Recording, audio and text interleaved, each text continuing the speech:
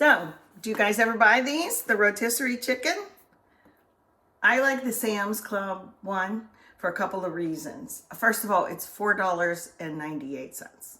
Not bad. You can even buy a whole raw chicken for that a lot of times. But I've seen them in other supermarkets for like $7 something. But I also like it for this reason. I like the seasoning that they put on it a lot better than some of the other ones.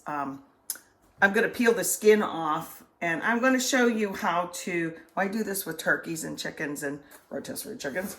I kind of take the breast off, and you got to believe me, I've been doing this a long, long time. And then I get so excited if I see a chef on TV do it. I'm like, that's how I carve it. So yay, it works a lot better. But I'm going to use this and I'm going to make some fast chicken soup today. I'm not going to use the skin. There'll be enough residual flavor, and I don't want it to overpower my chicken soup. Somebody just recently asked me, aren't you tired of being in the kitchen? Don't you get tired of being in the kitchen? And I'm like, I'm not in the kitchen that much. It's just you see me cooking in it. So that's a lot of times why I cook fast meals, or I cheat and use some store-bought ingredients, and I just add to them. This is basic cooking. This isn't, like I always say, pheasant under glass or something, right? It's just that you want to get in and out of the kitchen kind of fast, but yet I'm slowing down to show things too. You know, my sister always says, you cook everything on the high burner, and I guess I do, except soup. Funny we're making that today. You can get it started on high, but then try and cook your soup on slow or simmer. I call it hugging your soup. So we're going to start with a mirepoix. You remember what that is. It's carrots and celery and onion. I did cut up my celery already, like this. And I'm cutting my carrots now, and then I'm going to cut my Vidalia. Hopefully I won't cry. I do have mascara on today. But then I'm going to, oh yeah, you know what? Did you ever see in the store ghee?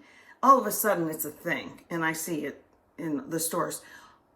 You know what that is? It's clarified butter. You know, the kind you get in Red Lobster, and you put your little pinky up and put your lobster in there, your shrimp and dip. The little souffle that they bring, it's a little clear butter. Look what I have going. See, I started this. Let me turn the camera.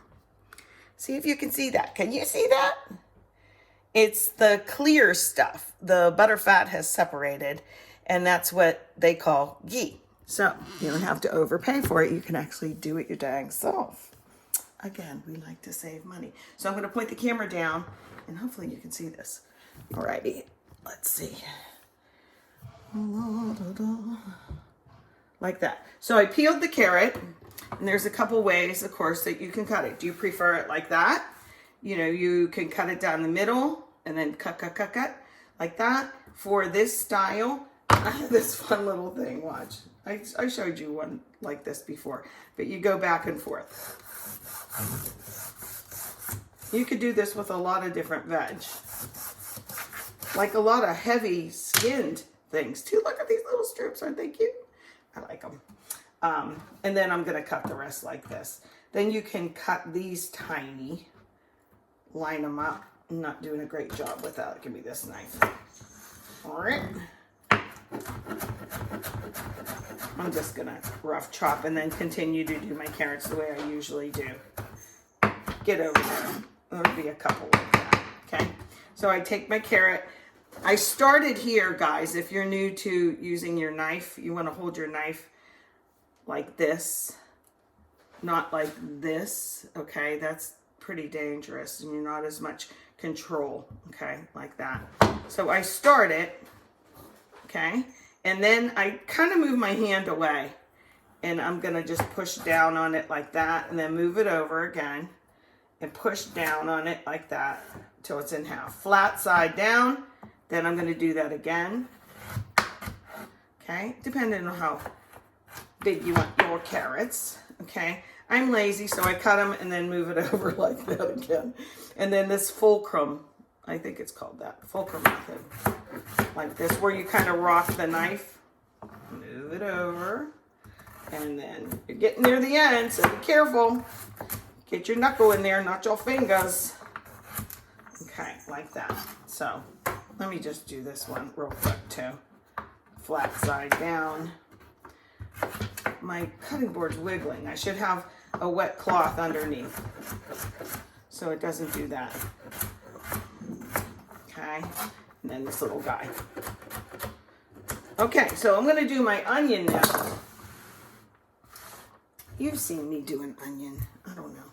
Blossom and root. Blossom, root. Okay, let's whack off the blossom. Then I go like this. Again, watch, I'm going to take my knife and go like that. Down. And then I'm going to peel it and hopefully it'll cooperate. Okay. See, in this way, look at the root is keeping it from like, falling apart. Not that the onion does that when it doesn't cry or anything, I don't think. Just you cry if it's not a Vidalia. Okay, so now, how big do you want it in your soup? Just depends, right? Just be careful going down. When I get to the end, I definitely move my hand out of the way. I actually lift my thumb up. I get it started and then lift it up. When I do this, I don't do it straight. Oh, dang, these are really strong also. What is it with onions lately? Okay, so I don't necessarily do it straight across. I kind of go on an angle, so I get a second one. See, I'm gonna get a second one because I want the onion kind of small. I didn't chop this onion first, like I said, but I'll put it in the pot first. I'm just going around the horn here to get that little nugget. That's all that's left. Let's do that in real time, okay? See how I'm lifting my hand out of the way? And then I saw it. I don't do it like I do it in a small motion.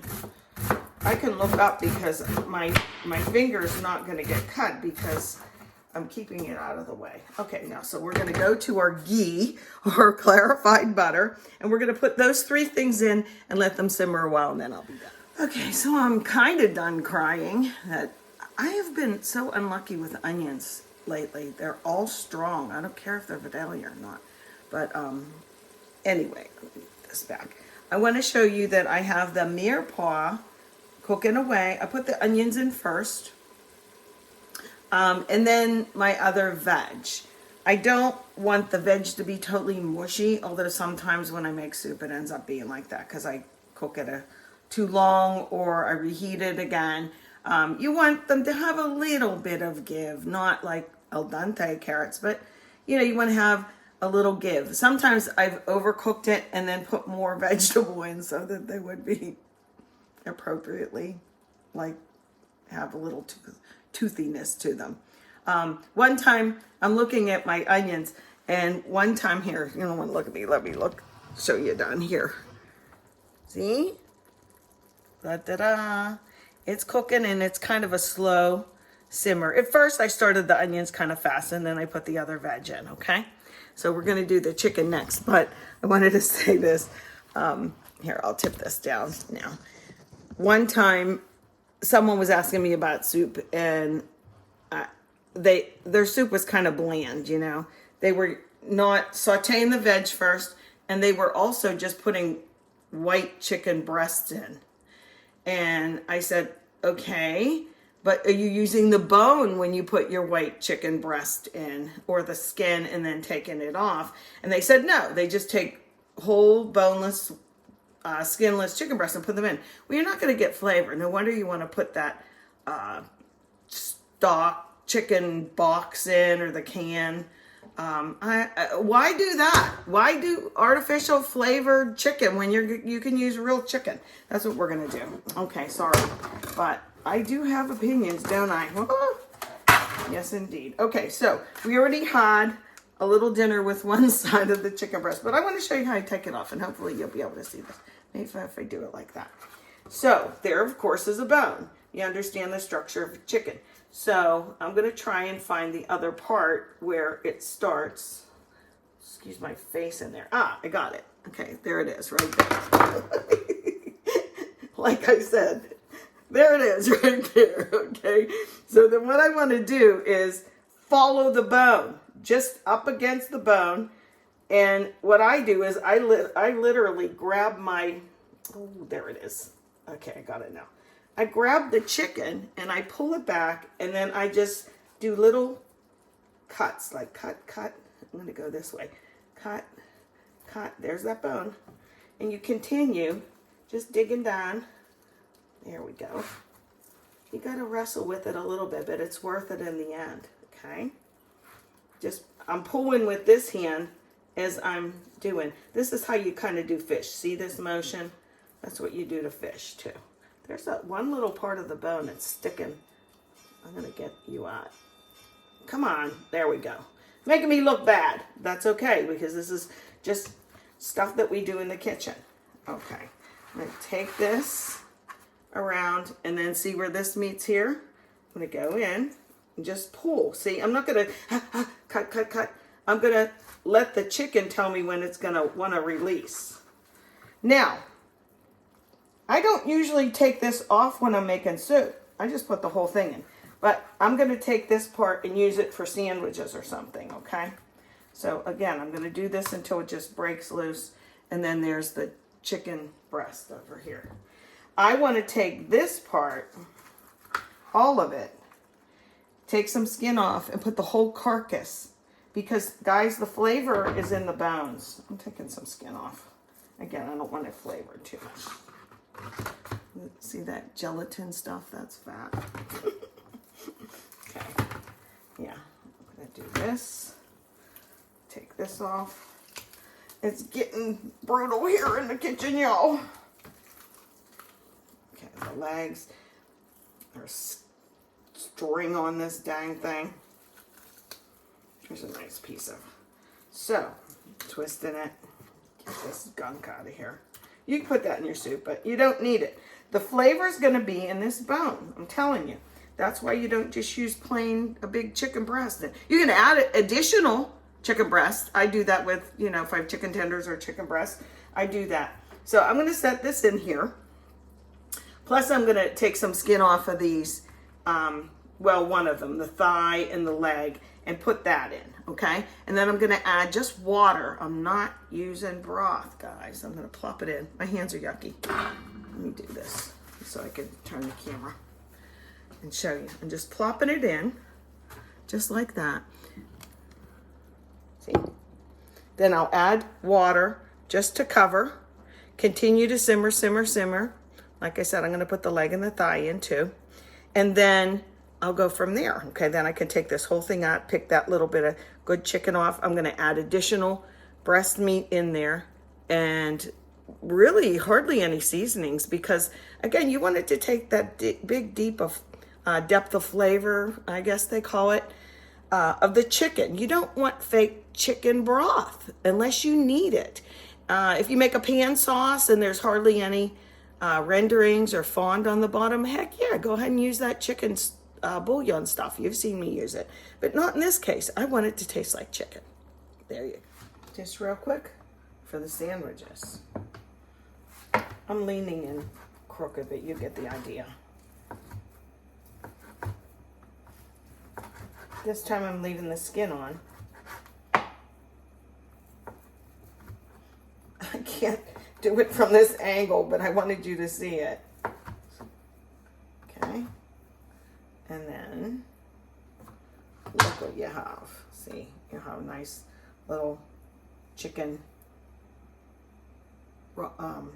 breasts that you can make on a grilled sandwich or whatever. Okay, there you have it. It's simmering away. And as you can see, I added some white meat chicken in there. And yeah, it was frozen when I put it in. It doesn't matter. Okay, almost the last step here. I took out the chicken and the carcass. This is like some of the meat will just like come right off. It's really cooked nice. This is the darker meat. This was from the leg. This is like the most difficult part of making soup, I think. This was part of the carcass. It kind of looks funky, you know, but it doesn't matter because you'll put that all back in. You'll cut it up. Gonna cut this part up. Wanted to say a couple things. Like I reminded myself that one of my friends asked me about making soup, and remember I said I put the onions in first, and this is what reminded me. You can cut these as big or small as you want. Okay, see, so that's good. I'm gonna leave the white meat like chunked up pretty good. Put that right back in the pot. And I'll grab some of this stuff and cut it up. Make sure there's no bones going back in though too, okay? Or yucky stuff. But anyway, I wanted to say that about sauteing onions. I said to her, I think she said she put the onions and everything just all in the water, in the broth, and cooked it. And I said, would you rather eat a sauteed onion? You know how yummy they smell too. Sauteed onion or a raw onion that's boiled. So that's what also adds to the flavor in your soup. You don't want a boiled onion. Ew. You want a sauteed onion. So big difference there. So this base, this soup base, I'm going to point the camera again, like around this way when I talk so you can not look at that. Anyway, so I just added a little bit of the chicken back, and I'll add the rest of it. But at this point, you could turn it into wedding soup if you want. You know, make those little meatballs. I have a video on that with the breadcrumbs, Parmesan, a little garlic, and, you know, your seasonings. Like I said, I had a video on the wedding soup. And you could also like turn it into like a creamy, cheesy soup, like my chicken corn chowder. This is just a base.